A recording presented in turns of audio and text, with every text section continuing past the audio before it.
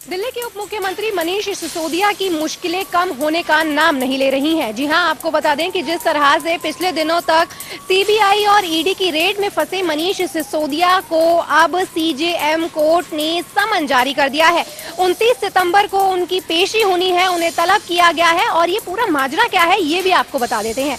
दरअसल 2020 में corona PPE kit को लेकर मनीष सिसोदिया ने एक प्रेस कॉन्फ्रेंस की थी और उसी प्रेस कॉन्फ्रेंस में उन्होंने ये आरोप लगाया था कि असम के मुख्यमंत्री यानी कि हेमंत बिस्वा शर्मा की पत्नी और उनके बेटे को गैर तरीके रूप से जो एक ठेका दिया गया था पीपीई किट को बाजारों में जितने की वे बिकती है उससे ज्यादा मूल्य में बेचा जा रहा था, उनका ये आरोप था। तो अब इसी आरोप के चलते हेमंत बिस्वा शर्मा ने मनीष सिसोदिया के ऊपर मानहानि का दावा ठोका था और आज कोर्ट ने उन्हें समन भी जारी कर दिया है। तो देखना काफी दिलचस्प होगा कि आखिर क्या मनीष सिसोदिया सच में सच बोल रहे थे या फिर उन्होंने सच में ये बात गलत कही थी।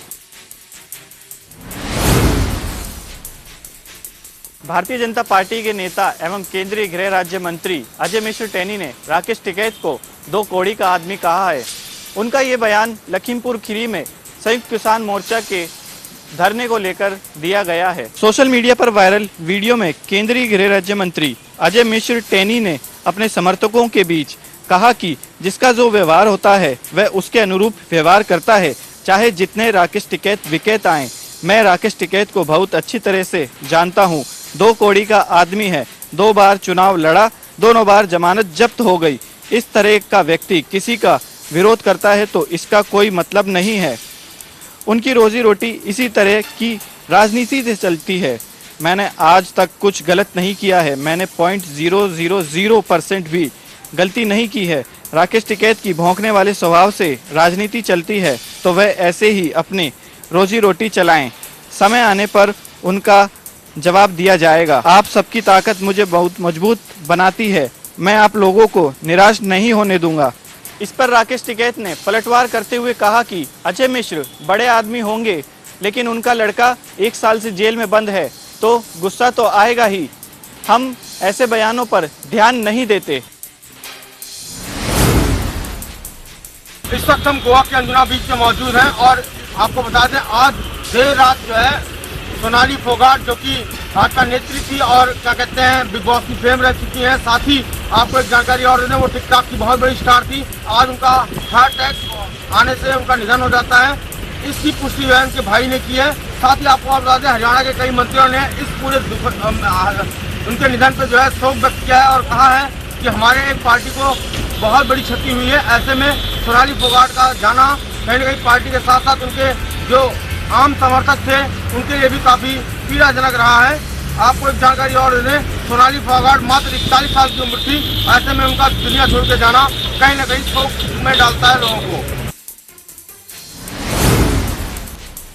सोनाली फोगाट ये नाम कौन नहीं जानता, लेकिन अब ये नाम सिर्फ यादों में ही रह जाएगा क्योंकि सोनाली फोगाट का निधन हो चुका है।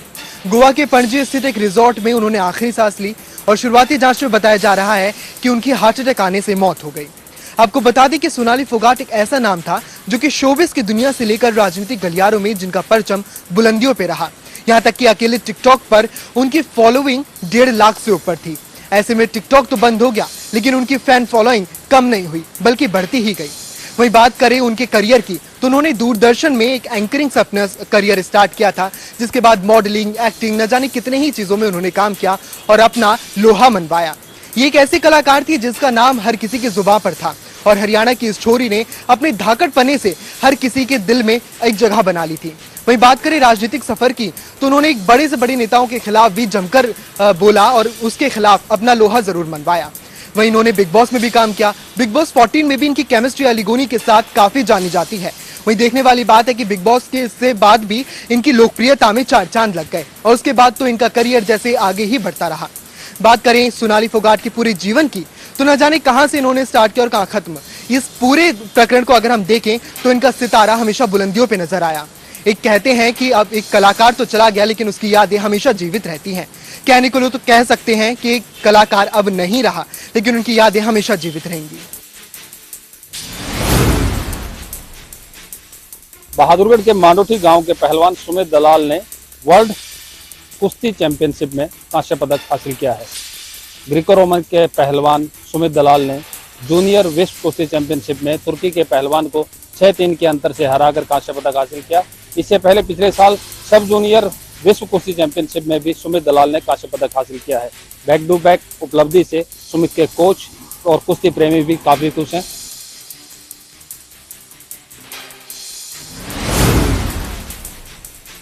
खस्ता हाल हो चुके एसके मार्ग को लेकर लगातार लोगों का गुस्सा बढ़ता जा रहा है।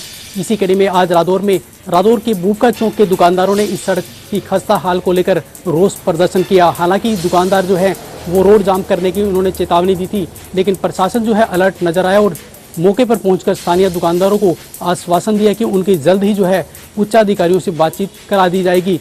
जिसके बाद मौके पर लोक निर्माण विभाग के एक्सीएन मौके पर पहुंचे और इन दुकानदारों को ये बताया गया कि इस रोड को लेकर प्रपोजल जो है सरकार के पास भेज दिया गया है और जल्द ही इस सड़क की हालत सुधार दी जाएगी। लेकिन दुकानदारों ने ये साफ कर दिया कि अगर एक सप्ताह तक इस सड़क पर कोई भी काम नहीं लगाया गया तो वो फिर से बड़ा आंदोलन करने पर विवश होंगे।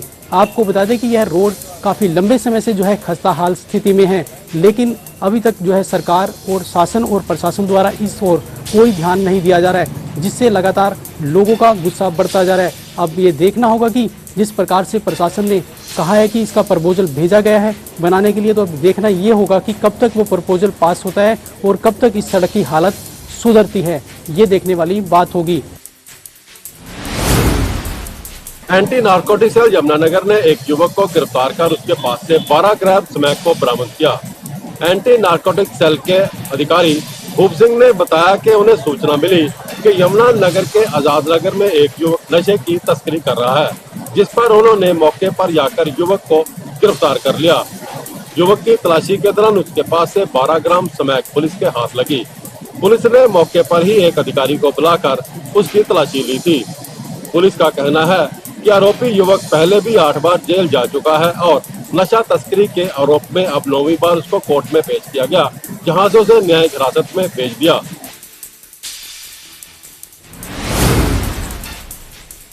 रोहतक के भालोट गांव के पास नहर में नहाने गए 3 युवकों में से 2 की पानी में डूबने से मौत हो गई।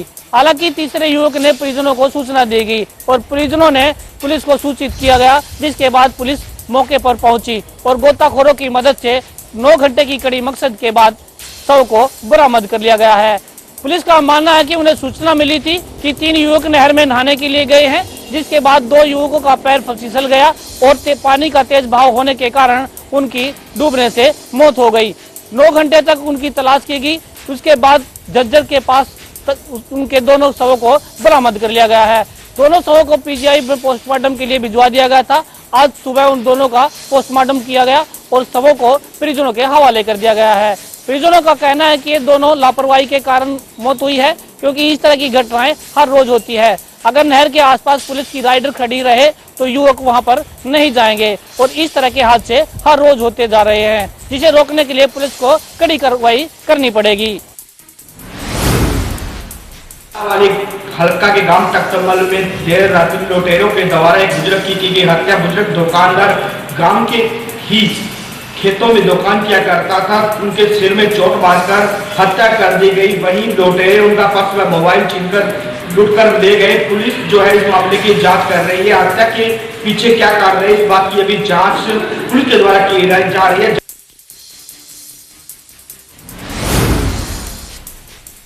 भिवानी की सीआईए पुलिस को आज एक बड़ी कामयाबी मिली है। पुलिस ने ऐसे 3 बदमाशों को पकड़ा है। ये लोग राहगीरों को गन पॉइंट के ऊपर रुकते थे, उन्हें रास्ते में छोड़ देते थे और उनसे भारी वारदातों को भी अंजाम देने की सूचना पुलिस को मिली है।